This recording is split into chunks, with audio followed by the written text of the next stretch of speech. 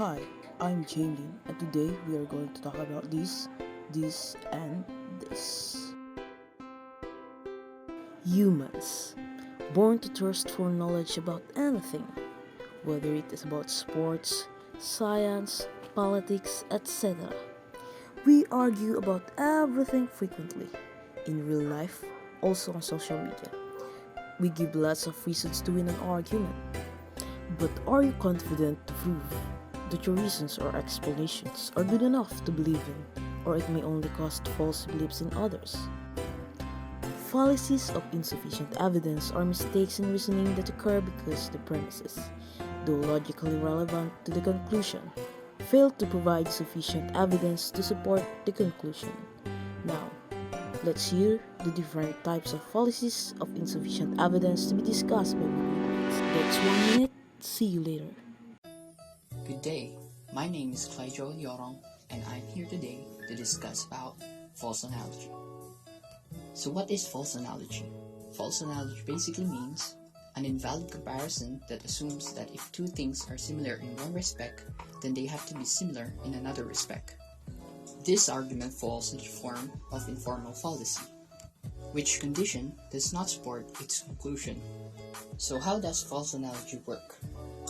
Basically, if A is similar to B, but A has the characteristic T, then we should assume that B should also have the characteristic T.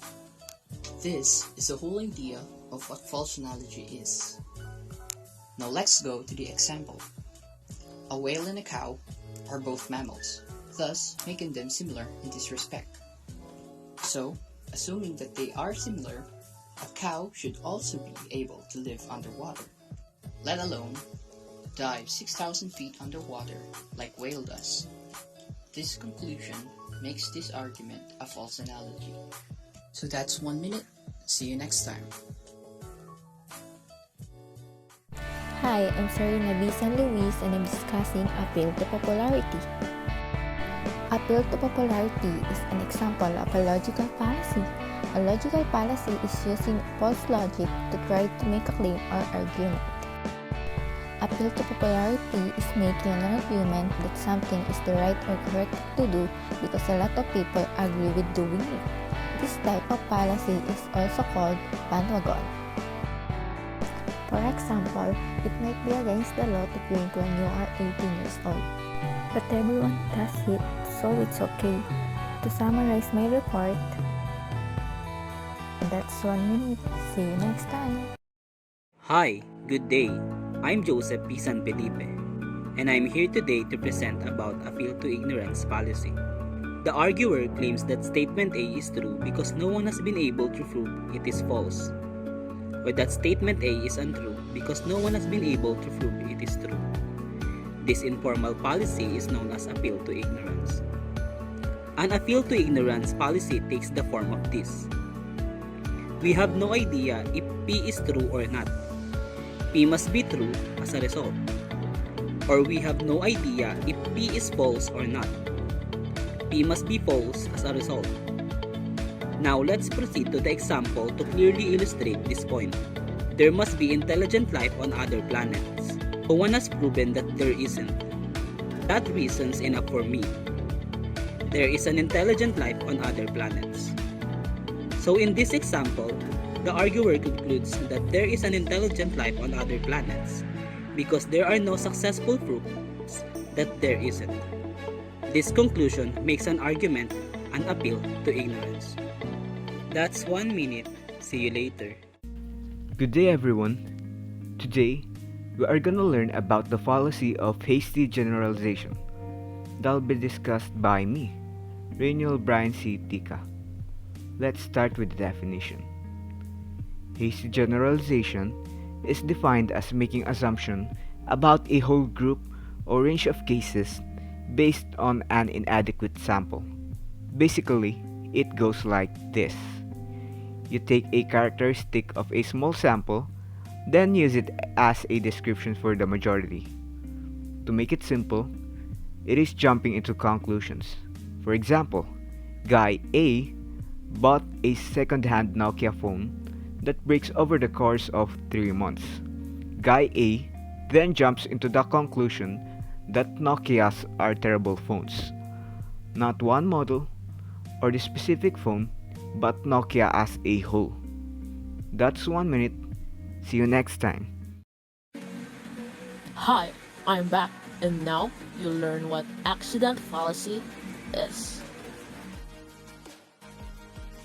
By definition, accident fallacy is a type of informal fallacy, and it is also known as the fallacy of the general rule and the sweeping generalization.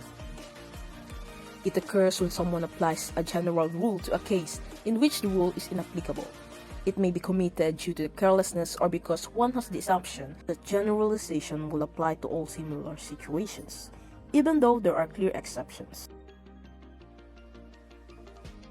For example, cutting people with knives is a crime. Surgeons cut people with knives. Surgeons are criminals. As a rule of thumb, cutting people with knives is a crime, but we consider cases where people do so to save lives to be an obvious exception to the rule. Well, that's 1 minute. See you next time.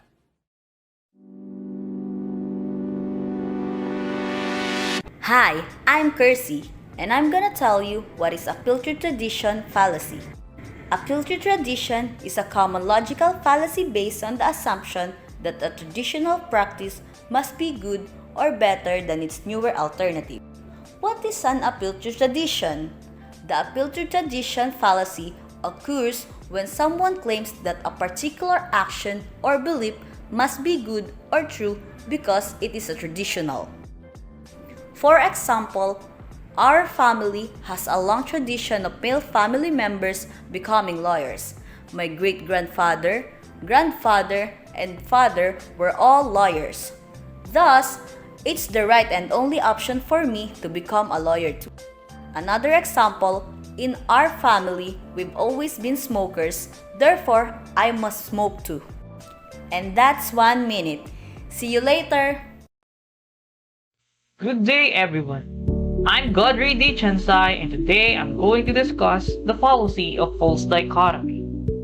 Fallacy of false dichotomy, also known as false bifurcation, or the either-or fallacy, occurs when the arguer mistakenly reasons from two alternatives, wherein one claimed to be bad that is to be avoided, so that we ought to choose the other alternative. It usually follows the format P or Q, not Q, therefore P. For instance, Maria told Frank the following statements. Either you let me buy the new iPhone or I will die of unhappiness. You don't want me to die of unhappiness? Therefore, you should let me buy the new iPhone. This argument is fallacious because Maria creates an illusion that her options are the only one available, when in fact they're probably not. We can see that she creates an illusion that either or premise is true, when in fact it is probably false. False dichotomy is easy to be recognized because it always involves an either or premise, or at least implicitly. But for the fallacy to be committed, the premise must be false or probably false. That's 1 minute. See you next time. Hi, my name is John Alarico P. San Diego, and I'm here to share what false cause means. False cause can occur when the link between assumption and conclusion depends on some imagined causal connection that probably does not exist, meaning it's like you're blaming other things or you are making an excuse that don't have any connection in the effect. There are 4 types of false cause: post hoc ergo propter hoc, cum hoc ergo propter hoc, non causa pro causa, and Gambler's fallacy. The examples of false cause are: we need a rooster to shine a sun. Police can increase the crime. He gave me a pen, therefore I'm his friend. I didn't roll a 6. Maybe next time I'll roll that number. And I can safely say that in our lifetime, we've been already used this fallacy. And that's 1 minute. See you next year. Hello everyone, my name is Ranniel-hasty, and complex question fallacy is the topic of this clip. This fallacy is usually used by tricky lawyers. This fallacy is committed when two or more questions are phrased in the form of a single question. And no matter what you answer to the second question, you'll be forced to have the same answer to the first question. In the case of the lawyer, it is whatever answer they want you to say. Let's get on to the actual example. A lawyer asked the opposing team, "Have you stopped stealing money from other people?" If the answer is yes, then they used to steal money from someone. If they say no, then they are still stealing from people. No matter what your answer is, you still answer yes if you do steal money. That's 1 minute. See you next.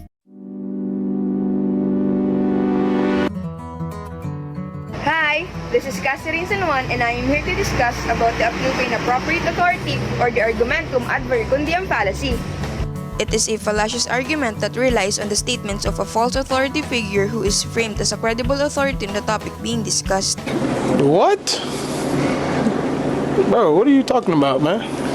In simple terms, these are arguments whose bases are from those who are not experts or professionals, or anyone who hasn't done his or her research.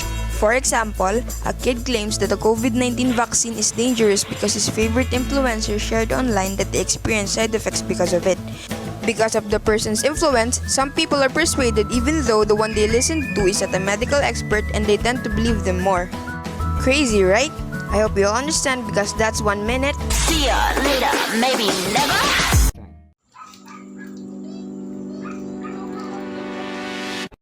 Hi, I'm James Cyrus Ulang, and let me tell you about my color. May team ako, and I love my color. But this is what they always say to me kapag nasa madilim na lugar ako. James, asan ka na? Sai, asan ka na? Uy, Cyrus, asan ka na? Dilim. Why? Is my whole body is black? Of course not. My teeth is white. My nails are white. My palm is white. Then again, why? Well, the reason may be these people are doing the fallacy of division. By definition, this logical fallacy occurs when someone argues that something which is true of the whole must also be true of each part of the whole. And we all know this is not always true. On the other hand, I have very dark leki-leki. Therefore, my body is very dark also. Obviously not. It's common sense, right, guys? But why we are like this when criticizing people? Just like in church. Hindi porke na masama ang ugali ng isang server sa simbahan ay masama na rin ang ugali ng lahat na nagso-serve sa simbahan. Just like in our government. Hindi porke may mali ang ating local government ay gano'n na rin ang ating national government. And just like the guy that we took our inspiration of our report, Nas Daily, hindi porke nagkaroon siya ng pagkakamali tungkol sa isa niyang proyekto, ay lahat ng proyekto niya ay mali. And this is what we call the fallacy of composition. By definition, it occurs when one argues that something must be true of the whole because it is true for some parts of the whole. And we all know it is wrong. That's 2 minutes. See you later.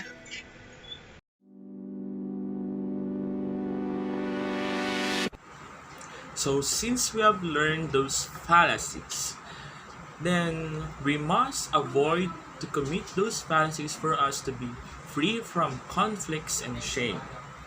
Hence, we must always examine our life for us to see the whole picture of our problem before we decide what we should do in life. That's nearly 14 minutes. Thank you for watching.